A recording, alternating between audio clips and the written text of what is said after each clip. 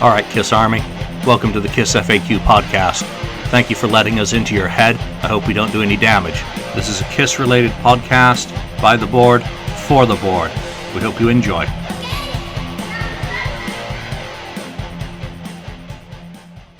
Welcome to episode 41 of the KissFAQ podcast.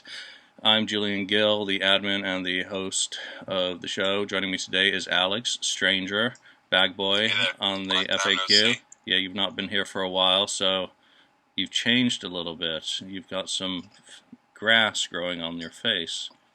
Well, congratulations for hitting adulthood. Ken?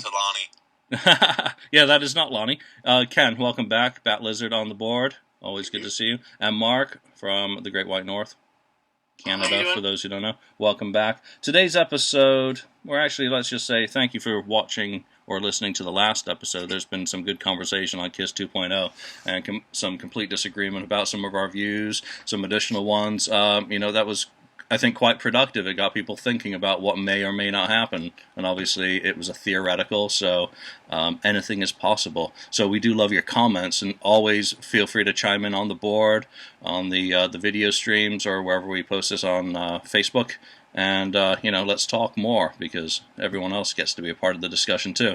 Also, this week, what book has been published, and you know what? It wasn't written by me.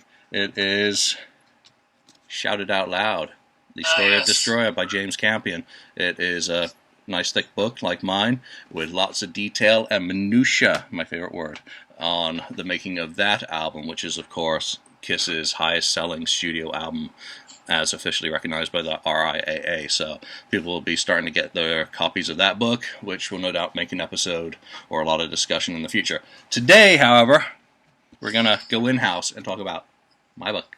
I should say my and Tim books. See, everyone's even got one. Oh, I'm touched. Obviously, that came out on September the 18th. Get the freaking date right, Mr. Gill. And has now been coming up to a month. It was off like gangbusters, did very well in terms of most successful KissFAQ published title ever for its first couple of weeks of release, and then it's kind of died to death. So let's talk about that one today. And I'm going to throw this open. I may be hosting today, but I'm throwing this open to these guys who get to ping me and talk about stuff they like in the book, stuff they don't like in the book, interviews that were particularly interesting, or features. It's just all about this book, which is, of course, all about 1978. It's not just about the solo albums, even though that is the predominant theme. We have to support everything about the solo albums of what was going on with Kiss in 1978. I'm looking at some of the reviews on Amazon, which does not make me happy. Some people didn't get why we did the additional features, because you can't talk about the solo albums without talking about what was going on around and within the band at the same time. And for 1978, 78 wasn't just about the solo albums. 78 was about the movie. It was about the trading cards and really the explosion. So before I monologue too long, I'm going to throw this out there for anyone to start in any way they want. Mark. I'll start. Okay, I'm going to just start by saying this. Just bear with me. As you can see, I have this book. I have this book. That's Joe Perry, right? Yeah. This is my Nothing to Lose, but I lost the front cover. Got ripped up by my pet dog. So it did have something to lose. Yeah. I got Going Platinum. I have got to get that Going Platinum book. I hear it's really, really good. And of course, Mr. Stanley's book. Now, the reason why I'm saying that is like not even touching the tip of the iceberg is how many books I got. I got literally like almost 100 kind of books like this, okay? And I'm going to go on record easily to say that this book is going to fall easily in my top 3 of best books I've ever gone through, easily, hands down. One of the big things about this book that I'm going to hype about is that very rarely do I find a book like this about an act or an artist where I can just go yoink, open it anywhere in the book, and be totally fascinated by what I'm reading. Like you can open this, like I just opened it on Bob Kulick, like what, and then you can just start anywhere in this book and have so many great things in here. And also, being a musician myself, and loving the minutia of stuff like recording stuff and recording studios and audio tricks and stuff like that.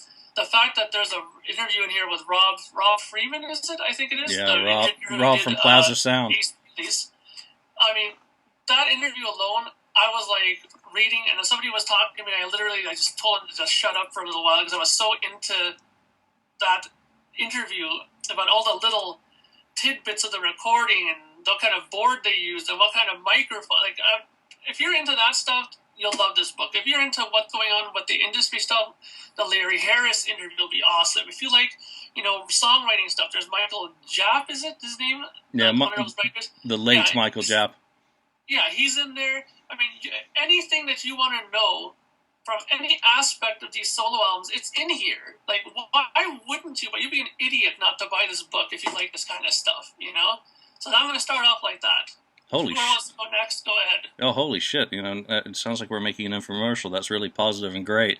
Rob Freeman is one of the most insanely good interviews I've ever read. And Tim speaking the language, Tim has a very musical background, so he can speak the language. And there's 2 interviews I'm going to call out on there. And one you've just mentioned is Rob Freeman.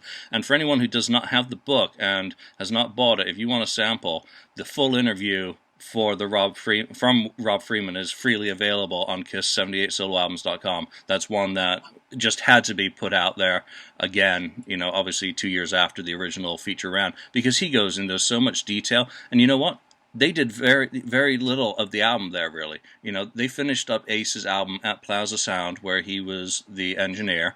So he was there for the recording of New York Groove because they re-recorded that there after not liking the takes that they'd done at Colgate, and they didn't even like the first take they did at Plaza Sound. So he remembers microphones, he remembers people who were coming in to do the background vocals, and Ace finishing up the album there, which is where the overdubs were done. And it is just a fantastic read, and he's got a great memory, and he also is very expressive and very clear. So he's a really fun one.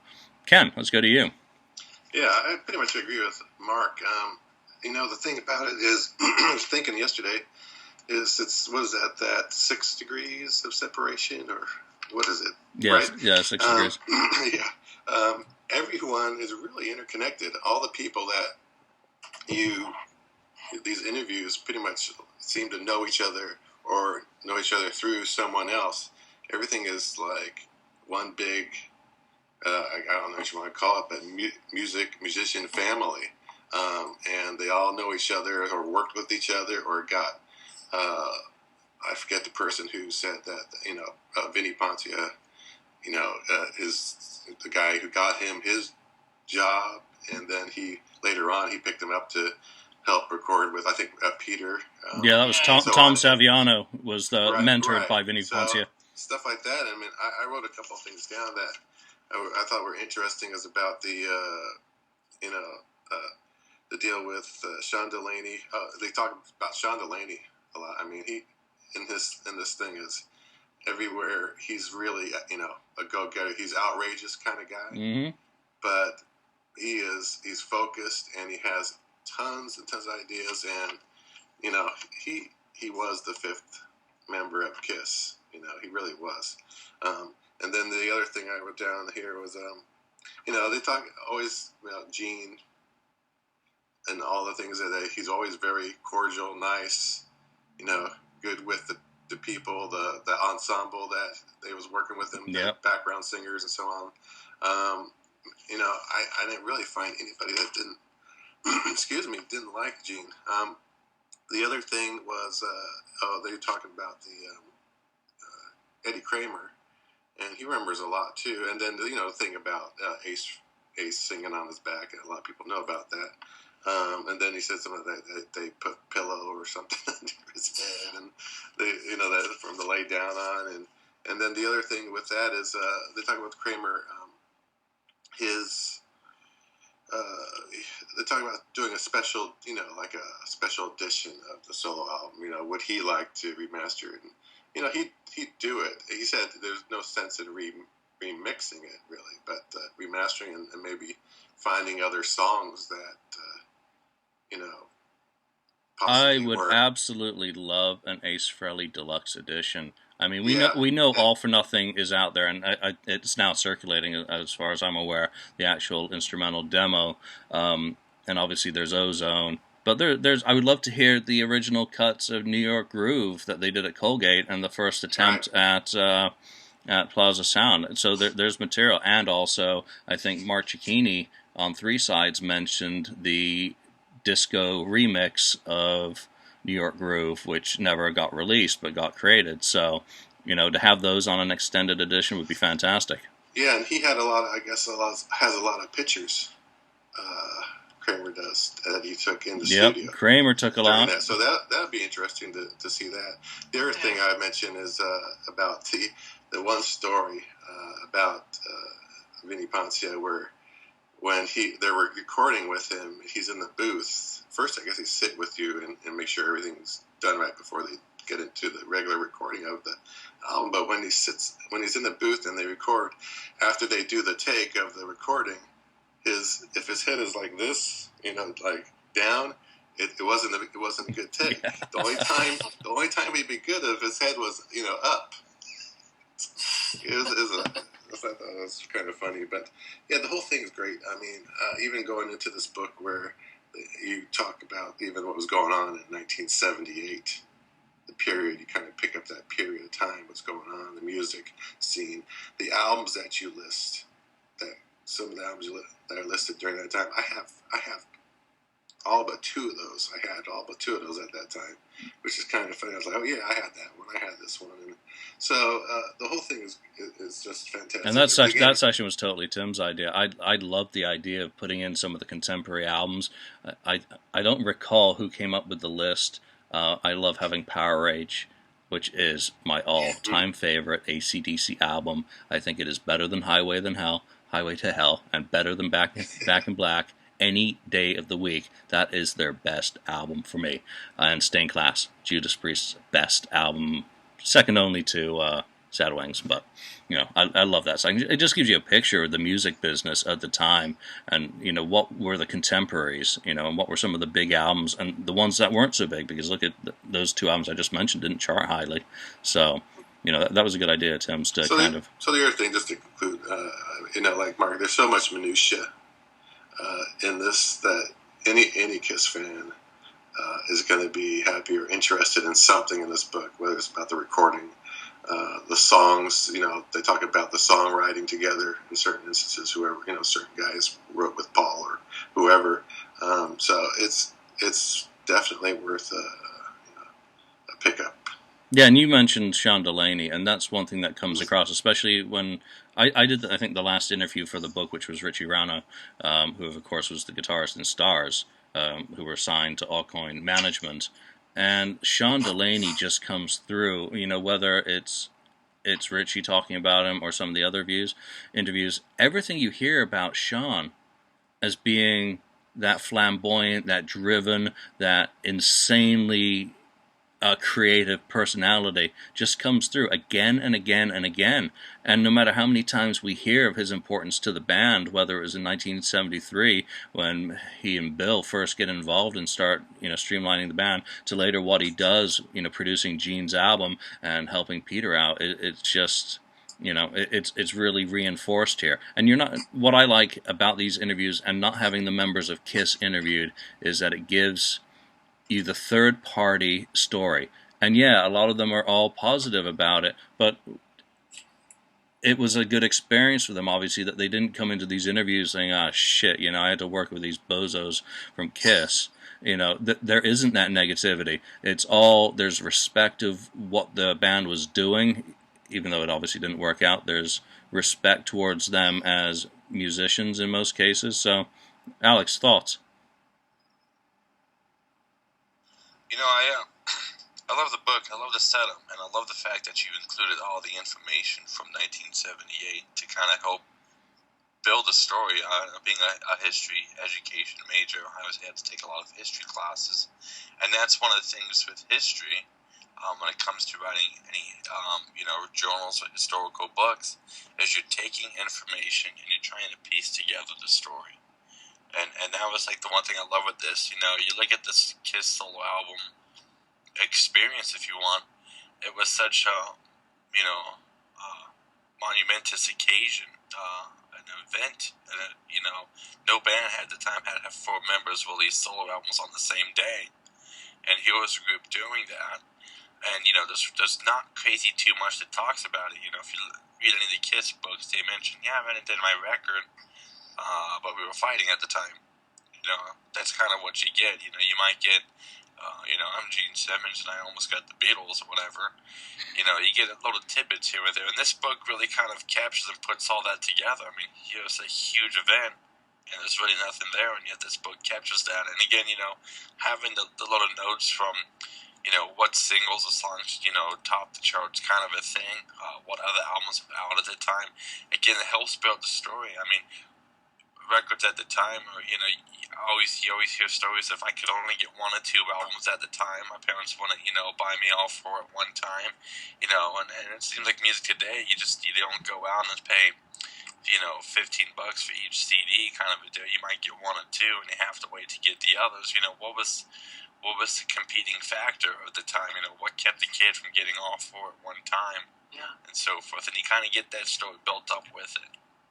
Yeah, I'm kind of happy I wasn't a Kiss fan at the time, because it would have been tough. 4 albums coming out, and you're 7 or 8 or 9, or maybe a teenager, and having to try and find the scratch to buy 4 albums at once. That's where I think they missed, you know. Well, you know, another thing that I think that's important to bring up about this, too, is I know that, and while I haven't heard this yet, but I think that I wouldn't be surprised if people brought up one glaring omission from this book, but I think it's fantastic that they're omitted from this, is that there's none of the band members themselves interviewed in this book. And I think that's a really good thing, because as we all know, when you go to interview Gene, it's just him doing, you know, this, so you're never going to get an accurate story from him. Ace probably doesn't remember what happened yesterday, so asking him what happened in 1978 is probably not going to be too useful. Same with Peter. Chris, I mean, half of the information that he got from his own book is probably told to him by somebody else. And I mean, Paul, you know, I just got through Paul's book a while ago, but I mean, he seems to be the most, like, accurate with his memories to a degree.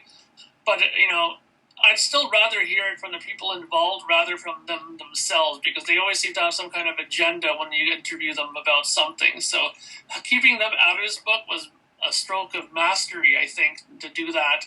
Yeah, I wish it was a stroke of mastery, because of course they were all asked.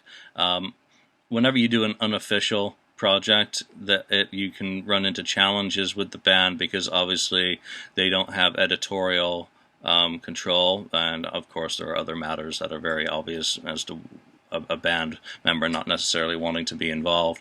You know, I'm going to agree with you on Paul. Paul goes into a lot of detail on his album. Actually, he did a little bit more detail than I would have thought. So his book came out the year after this originally debuted as a web feature, and at the time we did an interview, or Tim did the interview. Let's make that straight. He did the vast majority of these interviews with, I think it was Doug Castoros. I can never say that his name correctly, so forgive me, Doug Gling. And he mentioned the inspiration for a lot of the songs on Paul's albums, and we left it out at the time because it wasn't public knowledge, and we didn't feel comfortable leaving in the Carol Kay connection with Paul at the time. But since Paul's published that in his book, you know, that would be the one thing I would have liked to put back in, but we left it all as is for that reason. You know, and Gene, I think we get such a better picture from talking to the other people about how fun Gene was. You know, you get more of an honest side, you know, rather than asking the person about themselves, you know, what was it like, you know, they were busy doing it, but these other people were also somewhat bystanders to the events of Gene. So I think we get a more honest picture. And you know what? They all have their own autobiographies, and what they say about their own albums in their own books, everyone already has them. So they're not really needed in this work. However, would I have loved to have had all 4 of them? Yes. Did I go after one in particular? Yes. Did it work out? No. And that's fine. You know, I think it keeps it, you know, perfectly acceptable. Yeah. And I think another thing too that I really love about this book too is like you had stuff like these kind of like pictures in there too, like these kind of little tidbit pictures in there. I've always loved these kinds of things. Like I don't remember ever seeing that Ace Frehley one right before, and it's just stuff like that that just goes and makes this book that much more stellar in my opinion. I mean, you even have like stories about the songs themselves, like like what don't you have in this book really about this time period? I mean, these records are fantastic. I mean, the only thing that you don't have on here is an accompanying DVD with clip segments of them in the studio recording. I mean, that's about the only thing that's missing from this, Yeah. Yeah. Ken. Yeah, I was going to say, you also have the information about the contracts. It's very interesting. And the story, from Gene and Paul over the years have been, we had to, or Bill O'Coin said, you guys just go out and record solo albums. This is kind of like, in order to keep the group together from breaking up. But that's all farce. Because of the contract, is written that they needed to do back in '76, I believe. Yeah, that they and that's had nuts. to record solo albums, and so what it was is it was just perfect timing, really. That maybe they needed to get away from each other, but they still had that in their contract that they had to do their solo albums anyway, so they did them, And that was, if there's one chapter I wish I'd spend a little bit more time on and maybe had better writing skills to deal with, it's the contracts. Because I wanted to include that because, exactly, as you just said, that's where the solo albums are defined so early, nearly 2 years before they're released, that they're talking about them. So they had a vision that maybe one day the band would be in a position that 4 characters could carry 4 albums. So it gets defined in the legal discussion, but it's also tied up with the financial that, if they did 4 solo albums, only 2 of them would count as one album towards the contract's requirements. So, but yet each one of those albums would be, they'd be able to get the same amount of advances and advertising budget. So that's why in that chapter I kind of allude to there was a big financial kind of hit that they could easy money to do 4 solo albums.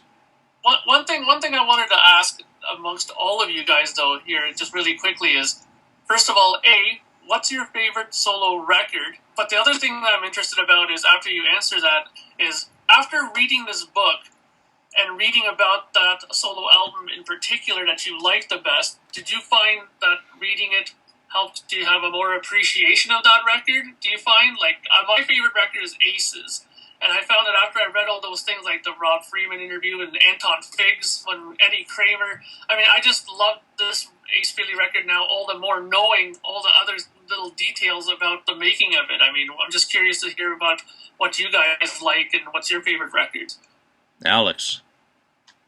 I was going to share too earlier, mentioning back with the finding different albums. Growing up as a kid, I used to pull my dad's records out, and he didn't have Paul's record. I always remember, Dad, what's Paul's record? And so finally, I remember going to a used shop and picking it up, and I was all super stoked and everything, and it had the poster in there. So I was finally able to complete the little mural. I was like 15 at the time. I think the first one I got on CD was Aces, just because my dad always, mentioned of loving Aces solo album. But getting Paul's, I gotta say, I think Paul's is probably my favorite. With Ace right behind it, and then Gene and Peters, together. And I guess I've always, maybe not being from 70, not being a Kiss fan in 78 and having this high expectation, I knew knowing it was what a solo album is, and hearing the story that it was for them to, the press story was for them to go out and do their own thing and stuff. So I've never been weirded by Gene's album or Peter's album. I don't listen to them. I know on my phone right now I've got all the tracks on Paul and Ace's on my phone, and Gene and Peter's, it's a couple. But no, definitely the interviews and stuff. I was just looking at it. I didn't catch his name, but somebody asked the question, is it true? Like, did Gene just call you guys by, whatever name, position you were? yeah. Hey, bass, drums. Hey, bass. And the guy was like, no, he knew who we were. And if he was to have been like, hey, bass, it was like, a term of endearment, of love kind of a thing. It wasn't meant to be, an insult or anything like that. And so, I don't know. I feel like each album, if you read the interviews behind the album and stuff, you gain a much deeper respect. Hey, Kiss, Tommy Thayer, if you guys want to do a cool thing, at least redo the solo album, especially because I remember Robert V. Conti mentioned Gene's cover was kind of blurry on the remastered CD. So if they went through and redid them again, hey guys, contact Julian and Tim and ask to use some of these interviews to throw in tidbits and stuff on the packaging. Yeah, that'd be awesome.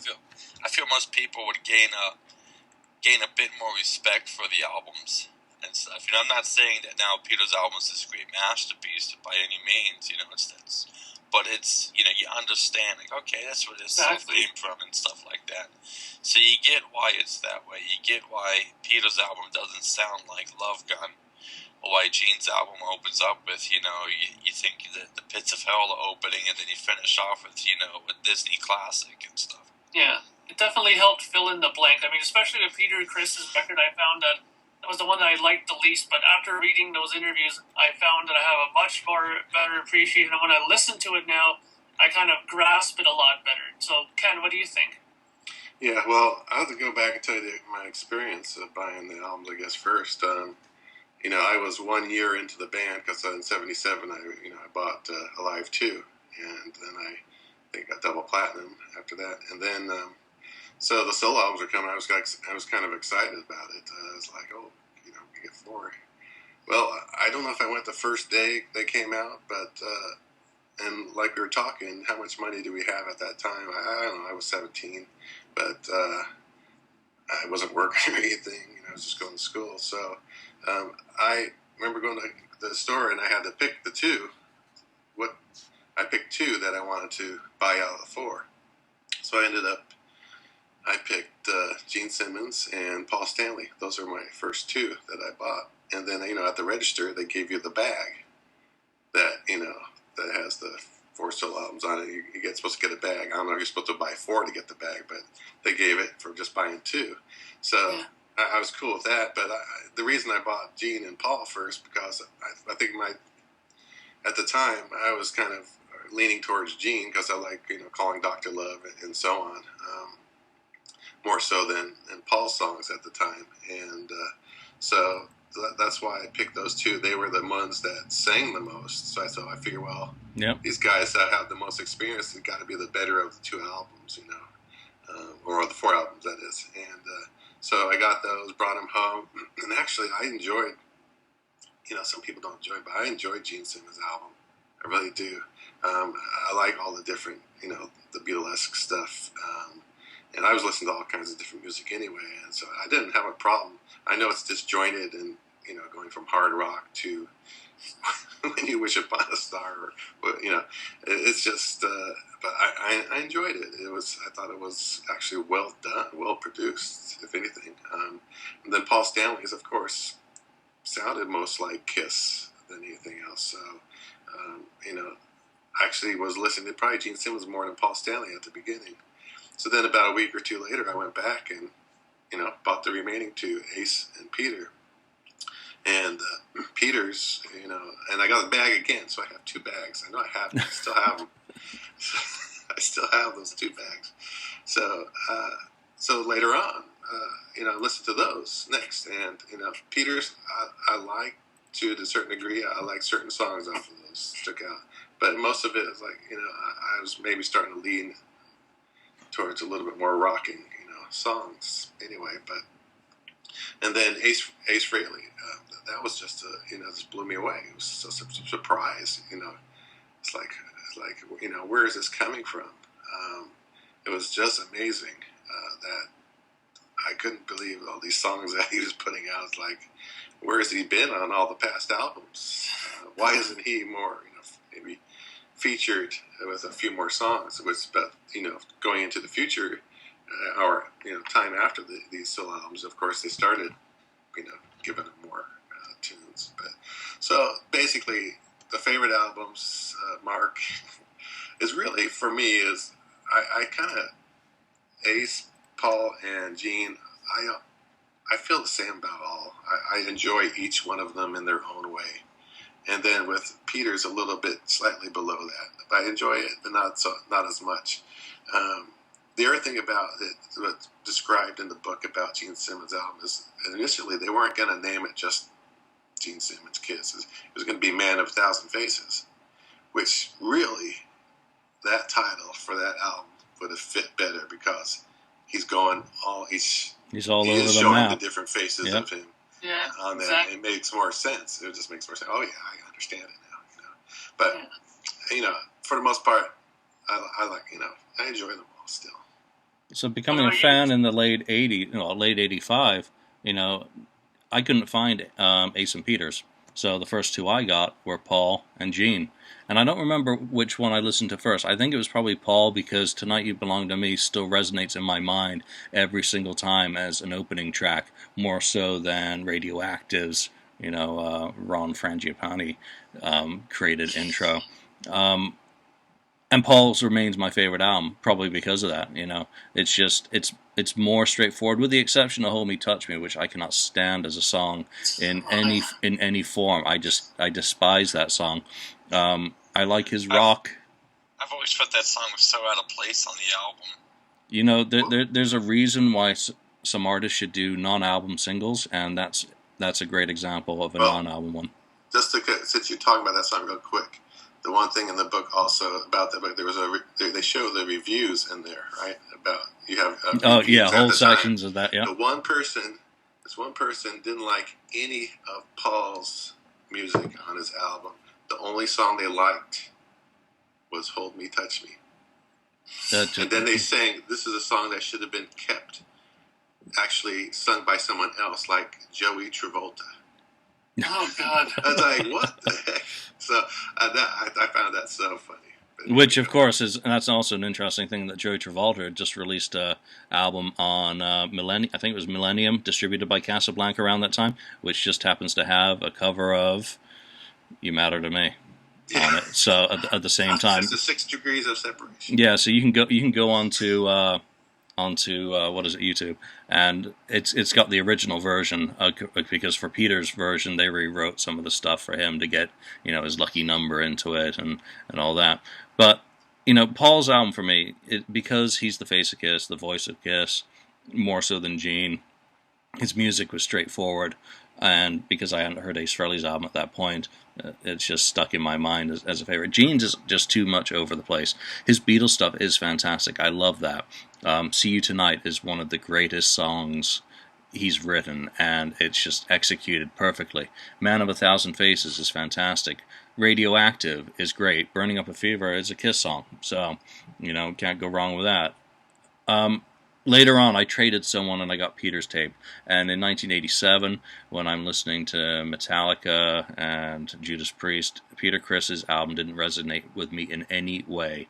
And I threw the tape out. It was just a pile of crap as far as I was concerned then. Over the years, as my musical tastes have developed, I appreciate the album more. And also understanding Peter, from all the interviews over the years that have been done with him, that you get to know where he's coming from with that material. It's grown on me. I really do like the lip stuff redone. That's the kind of Sugar Papa likes. I love. You Matter to Me. I do like his version on that. I mean, is it as good as Paul's album? No, because I'm more into rock music than I am into lighter, or AOR type stuff. Ace's album, when I finally got that, blew me away. I was like, is this the same Ace Frehley? Because for the several albums before that, he'd barely had a track on them. There's nothing on Rock and Roll Over. He's got very little on Destroyer. Shock Me and Rocket Ride obviously come in '77, but that's a great album. But so it's between Paul and Ace, with Paul winning for me.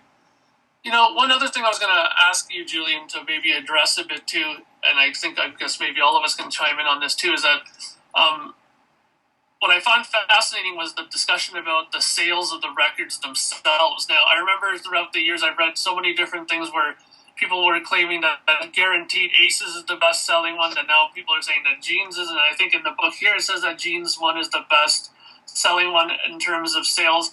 And then like there's like this little part here saying that that Paul's record was the least amount of time on the charts, that even Peter Chris's was on the charts longer by maybe a week or so. What I'm curious about is, as far as the numbers went,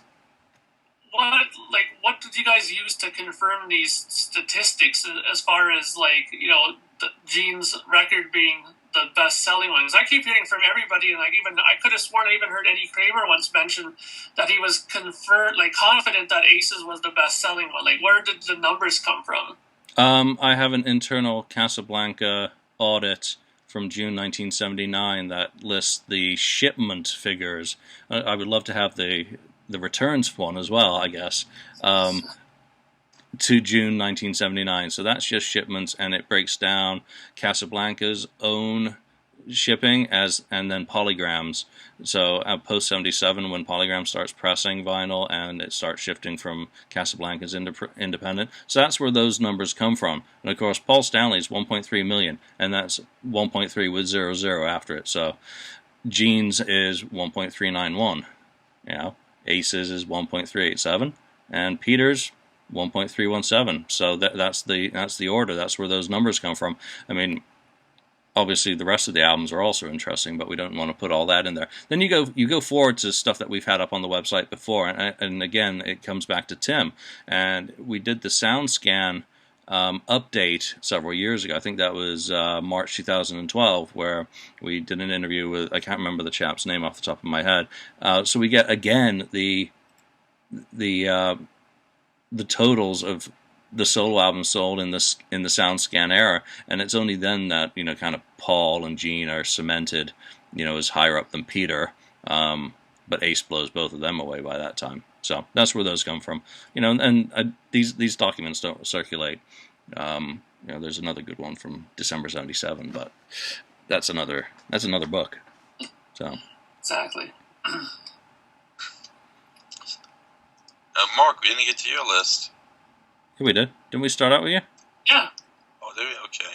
All right, so let's. I want to know what's your. I thought we started with me, so I was like. No, as I mentioned that Aces was my favorite one. Okay, yeah. At the beginning. So I want to ask each of you favorite interview. Oh, well, for me, hands down, Rob Freeman. I mean, like I said before, I'm right now I'm working on a record right now of my own, and I'm so in that zone now with audio equipment and microphones and this and that, and like the whole layout of the land for recording stuff, and picking out different guitars for things. And I mean, just his interview just so resonated with me. That's not to say that in about a few weeks from now, once I get done doing the recording, that maybe Larry Harris's might be something that I'm more into when I start thinking about, releasing my record and stuff like that, finding all those little interesting stories about, how they promoted the records and what they did to get it out there, and all kinds of theories and stuff like that. But right now, honestly, I got to say, Rob Freeman's is my favorite interview right now. Okay, I'm going to tell you mine before I ask anyone else, and that's Jeff Glicksman. There are several in there that easily take the cake, but getting a full interview, and this is one of the reasons that this book exists, is the Jeff Glicksman interview. Here's the first full sit-down interview with Jeff, rather than quotes from a larger interview that I can recall there ever being. So that was really kind of a unique thing from the original 2013 feature. And Tim managing to get Jeff, and just how open Jeff was about talking about his challenges working with Paul, but also how respectful he just remained throughout. And he kept saying, this isn't to bash Paul, it's just that we weren't on the same wavelength, that we had different expectations of what I was being brought in to do versus what Paul wanted you to do. So how he explains himself in the situation, and the clarity again, and clarity is a word that I've used several times today, of expressing himself. It's just, you get such a good picture of Paul's album and how it really is an album of two halves. So you understand it better, and you also come out understanding Jeff much better and his his experience and why it hasn't been such a positive, I guess, even though he makes it sound so positive. Alex. I don't know how you say his last name, but Dennis Wollock. Artist, designer. Yeah. I loved his interview. I think part goes with because he got to work with is it Erwaldo Kawagati? Mm-hmm. How does he pronounce it? Because sadly, he's since passed away. So there's really not much, being able to interview the artist himself, but obviously Dennis with his input on in the packaging of the album and stuff. I think one of my funny tidbits I loved was, I think he asked what was the font he used for the covers and stuff, and he mentioned I never thought at all about it, but a few years ago somebody was doing some kind of tribute album and asked me, and I had to think about it and stuff, and that one kind of gave me a little bit of a laugh. But I love the just kind of the tidbits he had with how the product came to be and so forth with the design of the album covers, the fact that they were done on canvas, and he goes into the little bit of the process of how it was taken and made into the onto the image and stuff to be made into the record cover. Yeah, so we don't only learn about how the albums are created by the musicians. Dennis is great because here you are talking about he unveils the artwork, and how it was commissioned. But here it is, but something's missing. So he brings out his little palette right in the office there to do the blood drip on jeans, and then how they take the picture and they turn it into an album cover. I'm fascinated by that sort of stuff. To some, I'm sure that will bore them to death, and I understand that. When you're going this deep into something, that there's going to be some of the detail that is just irrelevant. And one of the criticisms on some of the reviews has been that I don't care about what these people are doing. It has to all be about Kiss, or else it's irrelevant. Now, to me, we have to understand these people and what they've done in the industry and their stature. What are they musically? Where are they at now? What has this meant to their careers, if anything? So that's why there's a lot of that supporting stuff about these guys, what they were doing at the time. Because how can you put them in a book without setting the stage for them entering the story? It's why were they even asked to be on the album if you don't know what they were doing, like Richie Rano and Stars and that connection. But a lot of the guys talking about their backgrounds, and I'd like to know what they're doing now. What happened to, because it's with that process too of taking an image you've painted on canvas and making it into be an image to print and so forth. I don't know fully what technology was in 1978, but it's not like today. We weren't walking around at the time in 78 with cell phones and stuff, being able to take an image on here, add a filter from Instagram, and boom, you've got an image, and you can email it to somebody, and they could blow it up if it's in high quality and print it out, and you've got yourself an album cover and stuff.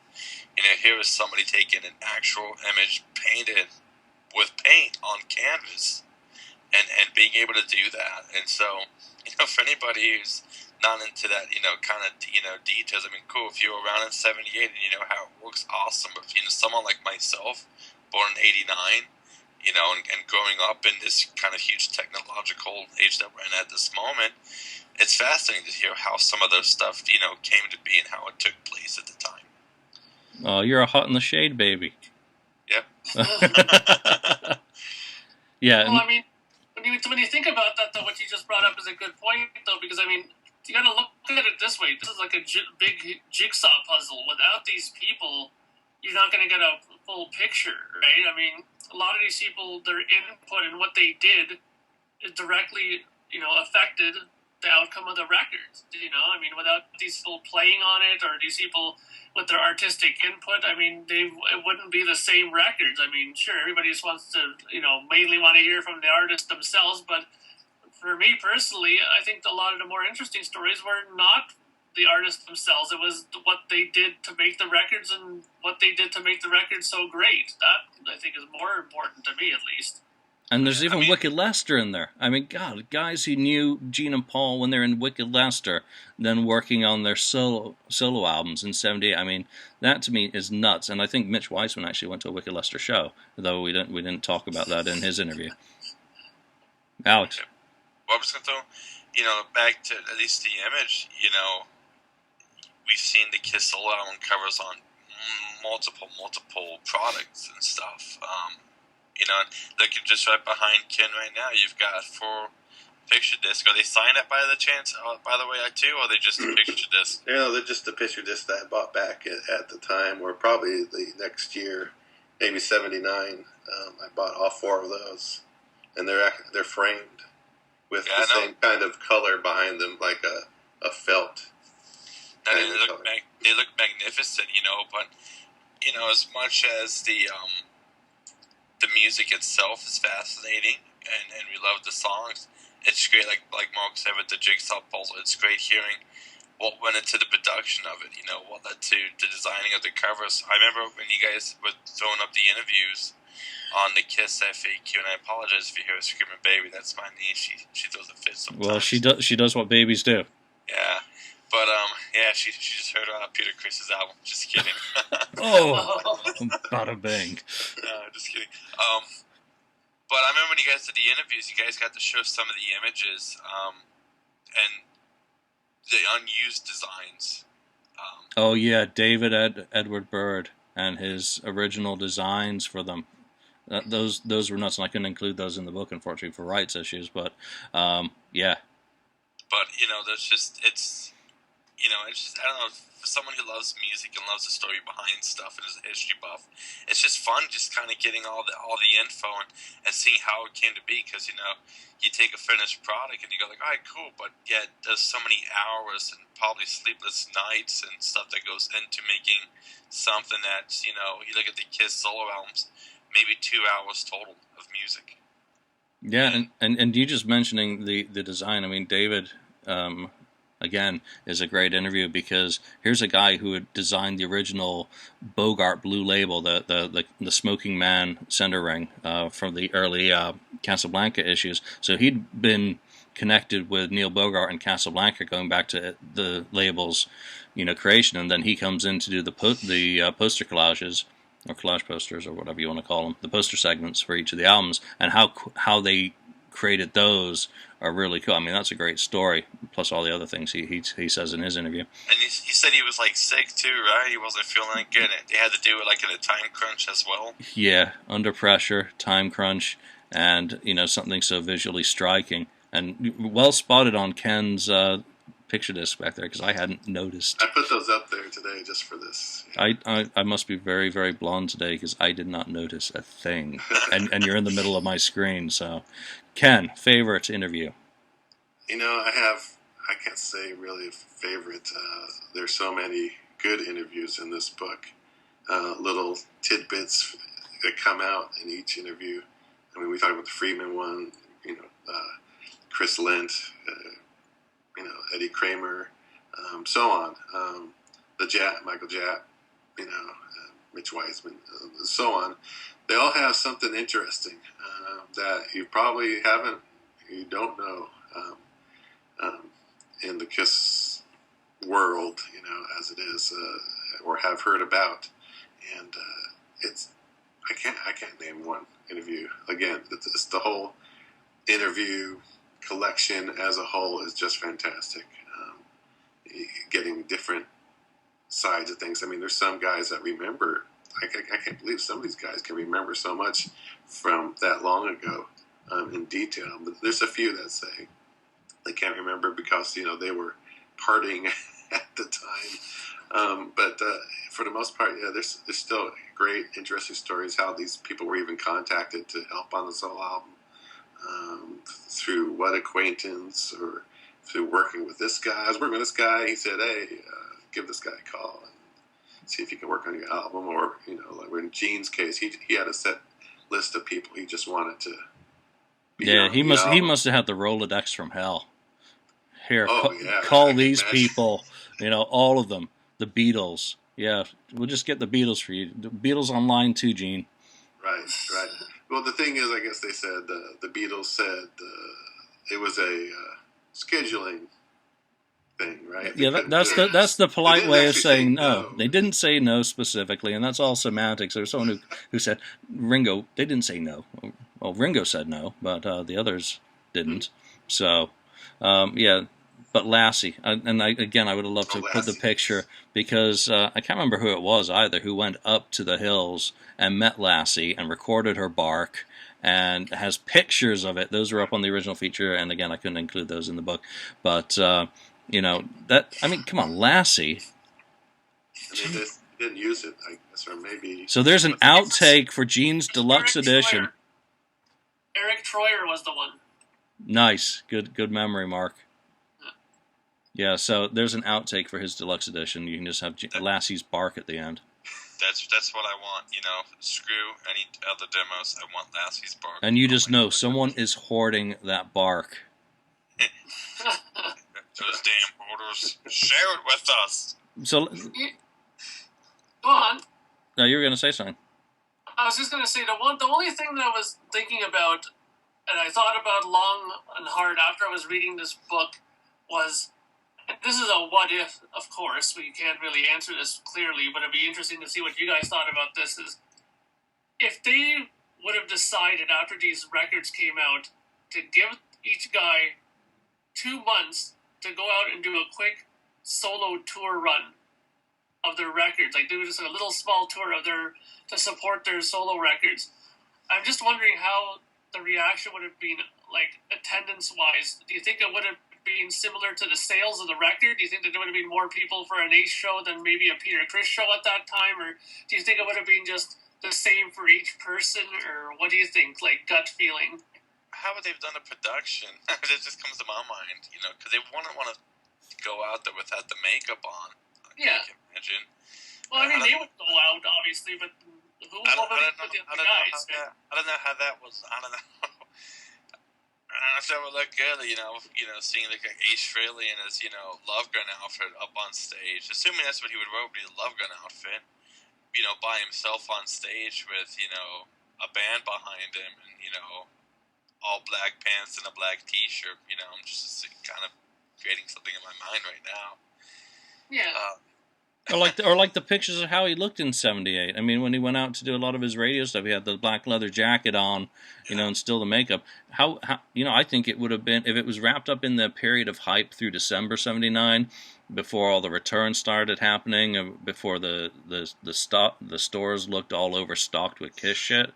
It probably would have gone down well. If you look at some of the appearances Gene and Paul did, they were mobbed. 3,000 or 4,000 people showing up to stores for the in-stores. And that's one thing that bothers me. I've never been able to figure out if Peter did any appearance for his album anywhere. I've not been able to find any reference to anything. Any of the people I've spoken with have no recollection of him doing a single thing to support his album. So that's one thing. But I think they would have been well attended, all 4 of them. But probably if Gene's had 5,000 people coming to a show for his, Ace would have had 6,000 for his. Peter 3,000. And I'd be curious, just go with that idea. There might be a good FAQ discussion. What kind of set list would they would have done? I mean, I've seen Ace twice, and I got to see Paul in 2006. So of course they performed. Paul did 4 of his songs off his solo album, which of course were excellent. The only song I wish Paul would have done on his solo tour was "Love in Chains." I think that's a killer track, which deserves to be played live. And of course Ace doing "Rip It Out," "Snowblind." A little bit of speed back to My Baby and New York Groove. But I wonder, what songs would Gene would have done, with having such a diverse, he's done Radioactive, and he does See You Tonight acoustically, when he did, the Kiss Cruise and Kiss Unplugged. But, what other songs could Gene have done? He would have done the rock songs, probably, because if he was going out with a band, it would be a band set up for one sort of thing, He may finish up with an acoustic. I wouldn't have seen him doing... too much of the weird stuff, like, what is it? Nowhere to Run, Always Near You, Nowhere to Run, whatever the hybrid song is. Or Living in Sin, oh God. Tunnel of Love, yes. Right. One of my least favorites. Another thing about the interviews is I noticed is that most people said they didn't think it was a bad idea. Nobody really thought it was a bad idea to do these solo albums, that it was pretty, impressive, and they were on the top at the time they did it. So why not? The only thing that they should, the the company Casablanca, they bit off more than they could chew by over shipping or printing these things. They should have probably. It would have been a big success if had they just produced 500,000 maybe of each album, right? So that's shipping a couple million, right? So that way, I think you wouldn't have had all those returns, and it would have said, "Oh man, see what we did? We sold out everything." So I don't know. It was a great success. I mean, at the time, even though they got shipments back, but it would have been more if they They weren't going to make their money back on 500,000 shipped with the advances and the advertising budget. That's true. They spent a lot of money. Neil Bogart doubled down. Is my opinion, is that he was just in over his head. Clive Davis, I mean, I say that in part of the book, told him, scale back, do not ship 1.2 million of each, go 750,000, and Neil Bogart's like, no, I'm going to do 1.4 million of each, It's just, it's the insanity that is Casablanca Records, and, Larry Harris and C.K. Lent in the book, give you a great picture of the insanity of it all. And also Going Platinum, the book Mark held up at the beginning of the show, is a great one for talking about the era. But let's also talk about what's missing. What do you think is missing from the book? Because I know there are some things that I couldn't get in there for one reason or another. What if I do a second printing, would you really love to see in there? The DVD and audio CD to listen to.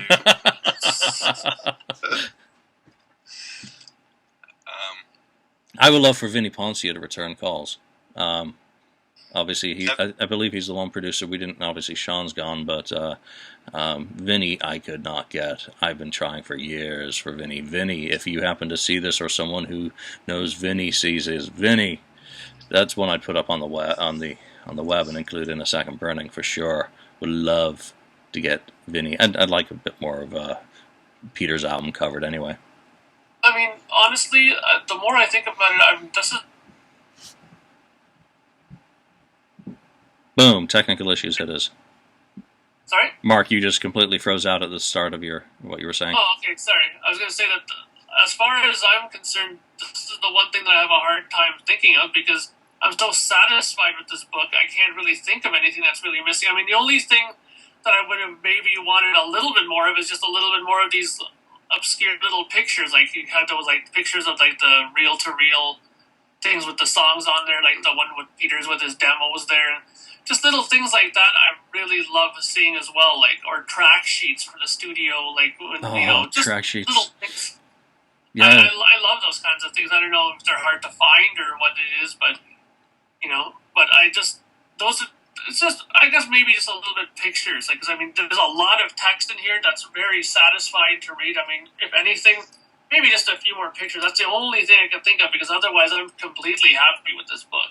Yeah, maybe, I agree with him, but maybe more of the pictures of the merchandise related to the solo albums, I know you have the best of the solo albums and some other things, but some of the merchandise that they released at that time. Yeah, I wish I actually, most of my stuff was left in Scotland when I moved out here, and I used to have those 3-inch pins, the round ones with the solo album faces, but I never had one of the bags, and most of those pictures are stuff that's from my collection I can anyway. take a picture of my bag for you.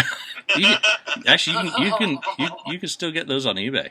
So, just like the solo albums, those were overproduced, and I think they should have included the bag with the Hysteria box set as a thing when they made that Hysteria box set. Yeah, the cost of the bags. I was thinking about that too. Is they overshipped, of course, the album, but they probably overshipped the bags, and there were probably some stores throwing out whole boxes of those bags because they didn't sell. Imagine. They probably used those bags to put people's other stuff. Like, we're gonna have to worry about buying bags for the next 6 months. So here's your this bag they sent us. Yeah, sorry, sure. Sorry, I know you're getting Alabama today, but it's going in a Kiss bag. Deal with it. Right. Captain and Tennille, here's your Kiss bag. Also, another thing that's interesting too is, wasn't there also in some of the European versions of the release of this, wasn't there a colored vinyl version of some of this stuff, like maybe the best of or something? Wasn't there a colored vinyl of this? There were colored vinyl, El Salvador, I believe. It's either it begins with an E. So El Salvador, Ecuador, released each of the solo albums in the color, and the Paul Stanley one is absolutely actually all of them are stunning color, and it's in the book. So while I can't remember off the top of my head right now, yes, there was colored vinyl for each, just in one country. I mean, some of the inner dust sleeves vary. Germany, I think it was the Bellafon issue had on the dust sleeve the constructed poster segments put together and like a picture, a little bit of advertising. You know, so there's some cool stuff out there. And Best of the Solo Albums, I think I do a whole chapter on there. It's just fun to collect anyway because it's just got so many different versions with so many different track listings, and some of the versions no one's ever going to find. The two African ones, South Africa and Zimbabwe, are just nuts to find. I've never had those in my collection as much as I would like to have. Something that's looked like it's been put together with sellotape and razor blades. I guess I've got a question, because you've got a picture of it in the book, of the Sound Mixers tape, the one which is like All for Nothing, but the I'm in Need of Love demo. Mm-hmm. Does it sound much different from the finished product, or did you get to hear it, or? Yeah, that was my reel. Okay, so does it sound much different from the finished product? That, you know, would you say Ace, obviously just from that demo, I guess you can't gauge the other Ace Frehley tracks per se, but was there much change from the demo to the finished, or do you think he was kind of like Paul, where it was pretty much like he goes in with it and just kind of fine tunes it? It's tightened up on the final version. I mean, that's just an instrumental, so there's no vocals. So, you know, but that reel's a good example of, you know, All for Nothing, which is the one outtake from Ace's album.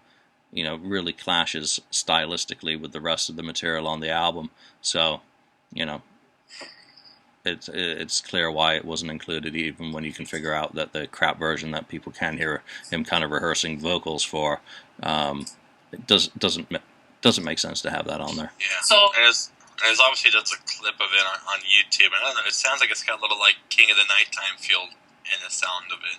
Yeah, it's just unrealized. I find it bland. It's just an idea. I mean, if I pick up my guitar right now and start riffing, you know, it might be something I'd record in 5 minutes. It's just ideas.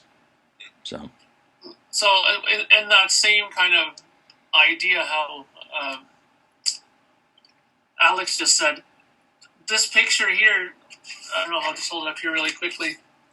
Yeah. Is that also a reel of yours too? That was a reel of mine. I got rid of these last year, or the year before. So yeah, that was Peter's December '78 demo. Since that fits in the solo era, I just put the picture in of that because obviously he was still working with Vinny, and that was the stuff he took to Kiss for the Dynasty album. So, or what became.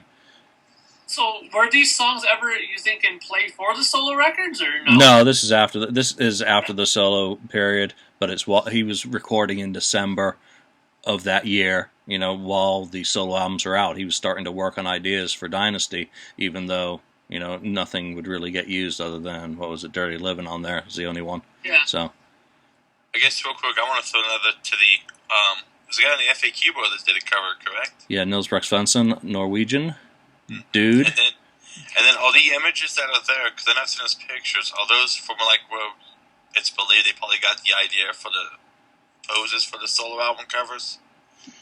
Everything on that cover he created himself, but it's all it's all inspired by obviously the '78 posters. Mm-hmm. So I think he knocked it out of the park with that with the cover, because, you know, front and back he just did a beautiful job on the packaging, and he was an absolute joy to work with on it, because, you know what, if you've seen some of my other books, I have shit covers usually. You know, when Christopher Franchi did the album focus ones, those were fantastic, but usually I have to take photographs at concerts and use those. So another thing that I'm kind of curious about is this here. See those the 4 cassettes, yeah. How hard are they? Like, I'm always trying to find stuff to add to my collection, but how hard do you think it is to find those on cassette? Easy. Yeah? Oh, easy. You go on eBay right now, you'll find at least one of them. You go on eBay for a month, you'll find all of them. I mean, I've got dozens of those freaking solo albums, cassettes. I've never actually ever looked for them, so I'm just kind of curious, just because I've never made any effort to look for cassette, but, you know. Look at this, right above my desk. There's a... Oh, nice. Except that one's for the garbage pile, because that's a Columbia House one, and I hate Columbia House cassettes. Even though it's the rare black variation. So, wow. There you go. That's how geeky I get with Kiss cassettes. It's on black media with silver writing. So, was there anything else that you would have wanted to add now in retrospect to this book? You know, there's just the interviews that I feel are missing. I tried to get Ron Frangipane or Payne, however you say his name. No response there. I mean, it would have been great just to talk about the creation of the audio stuff on Gene's album. I wouldn't mind getting the classical guitarist. You know, there are still a lot of people, so if I ever do a second printing and am ever able to get these after they've been up on the web, you know, the book can be expanded and have those added in. I would have liked to have had at least one KISS member in the book, just because it would have been kind of nice to have at least one of them who didn't cover the book in as much detail as I felt they could have in their own autobiography. And when you live with the book for a year or more, I mean, I've been working on getting this ready for publication for the last 10 months, basically. I'm too close to it still to think about what's missing. I'm more concerned with what we got right, what, you know, maybe still needs to be fixed on the digital versions. But I guess obviously Tim doesn't. I don't see him post much on the FAQ board, but what has been his takes on the book with them coming together? I mean, obviously he did a lot of the work and stuff. I can imagine he's proud of it, but what's been his views with it?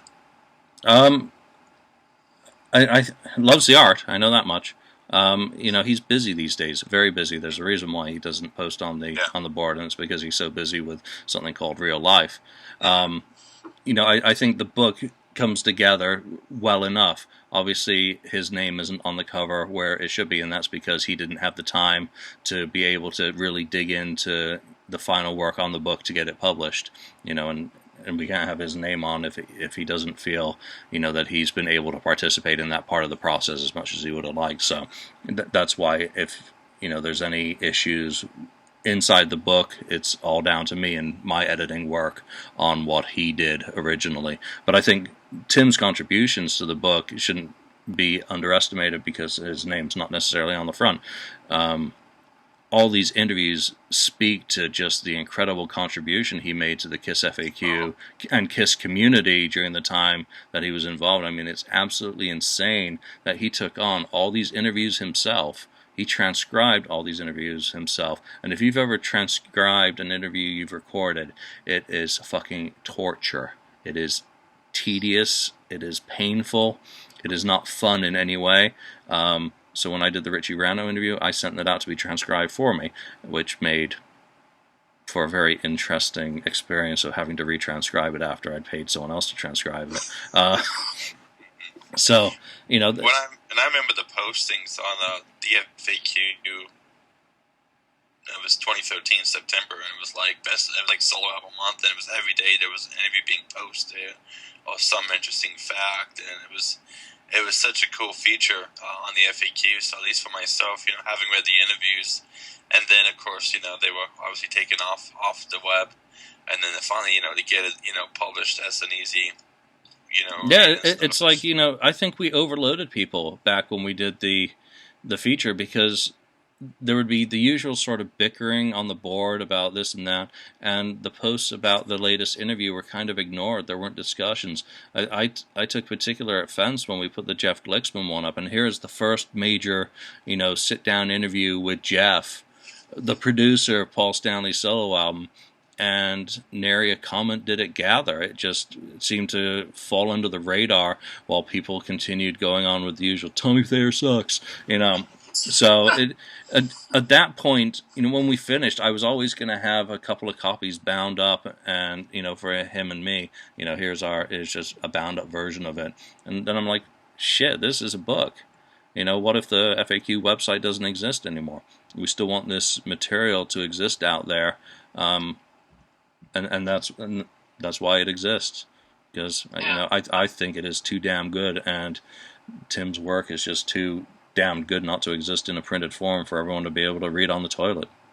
I mean, honestly, I every day I was on that when it came out. I mean, I'm similar to Alex. I mean, I really thoroughly enjoyed that month. I mean, I remember every day going on there and trying to see what was the next thing up there, and they even had, if I remember correctly, there were even like little pictures. I think there was a nice picture of the drummer there, Richie. Was it the drummer Richie Rano? I think it was. Who was there was a picture of him when he was like hitting his gong cymbal there in the studio. I was like, there's some really great pictures there too. I just loved it. The whole thing was great. I mean, I'm really glad that it came out in this book now too, right? Because luckily I kind of copied and printed them for myself before they got disappeared off at the website, so I had them just for myself to kind of read.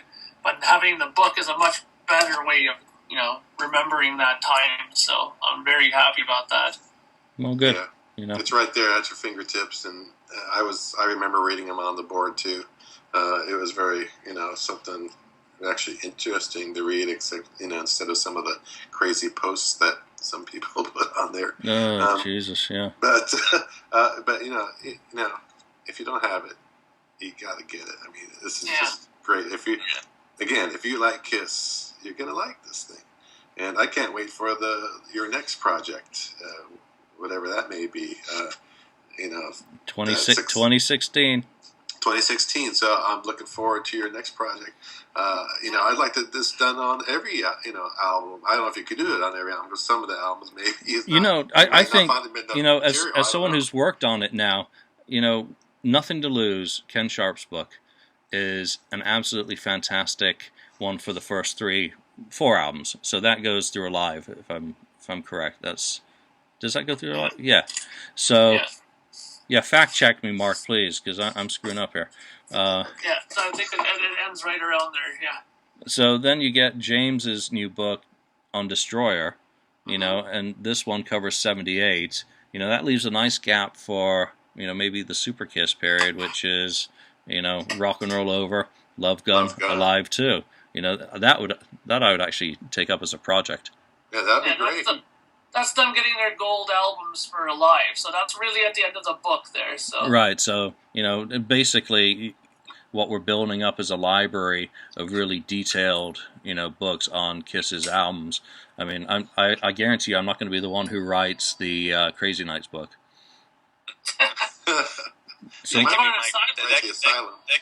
could be Mike Brandvold. He likes Crazy Nights. So does he? That's right. Okay, he can have that one. I wouldn't even write a book on Asylum. That whole after the originals period, I've got zero interest in doing, books on that go into this sort of detail. But that's for Bruce. Bruce needs to get his autobiography. Bruce would be the man to write about Animalize through Revenge, because he's on all of those albums, he's on all of those tours, and if he kind of did a autobiography come interviewing the other people who worked on the albums from a technical perspective, because he speaks music, and as I found with the Saviano interview, where Tim speaks music and I can have that conversation to save my life about C sharp 7s and majors and minors and progressions, Tim speaks it, and that's what brought that interview to life. But Bruce could do that for the whole Unmasked era through Revenge and Carnival Souls. Bruce interviewing Eric Singer, well, about his drumming, that'd be fantastic. So, Bruce, if you happen to hear, there's an idea for your book, because, do a Kiss one. Crazy Nights. I'll buy it. So there's one copy sold already, at least. Bruce Kulick. Crazy Nights, 1984 to 96. Okay, let's wrap this up, gentlemen. Thank you for your kind words about the book. I'm sure Tim appreciates anything nice said about the book, and anything not nice said about the book is all my fault. That's how it goes. I'm the editor. So I do appreciate you all taking the time to talk about it. And if you haven't bought the book, check out some of the sample chapters on Kiss78soloalbums.com. That'll give you a good idea of what's there. I've updated it today with the correct pictures of the book, which I hadn't noticed weren't right. So let's call that a show. no Lonnie here to close the show today, so I will just say thank you all. Check us out on the KissFAQ message board, and come on over to Facebook, KissFAQ Podcast. And we'll see you next time. Thank you very much, guys. Take care. See ya.